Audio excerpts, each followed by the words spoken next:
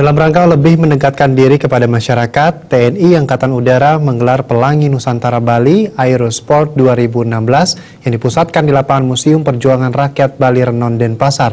Selain menampilkan manuver udara dari Jupiter Aerobic Team, pada kesempatan tersebut juga dilaksanakan sejumlah acara dengan melibatkan partisipasi masyarakat seperti Air Force Fun Run dan senam Zumba.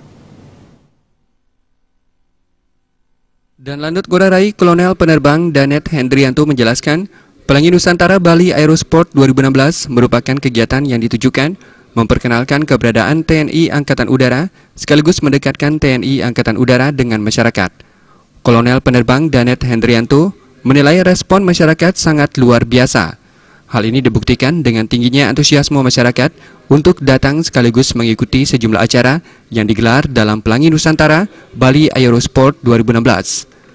Memperkenalkan masyarakat atau memperdekat masyarakat dengan TNI Angkatan Udara, ya.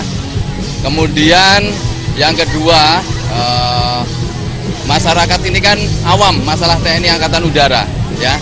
Dari momen ini makanya kita beri gambaran bahwa TNI Angkatan Udara bisa dikenal sama masyarakat.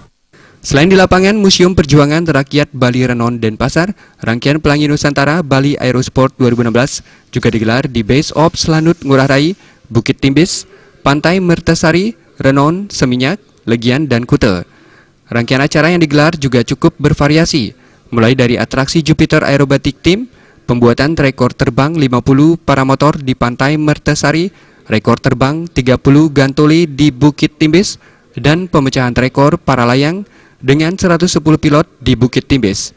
Dan Lanut Ngurah Rai, Kolonel Penerbang Danet Hendrianto mengatakan, selanjutnya TNI Angkatan Udara kedepannya akan lebih fokus membina profesionalisme dalam menjalankan tugas-tugas pokok TNI Angkatan Udara.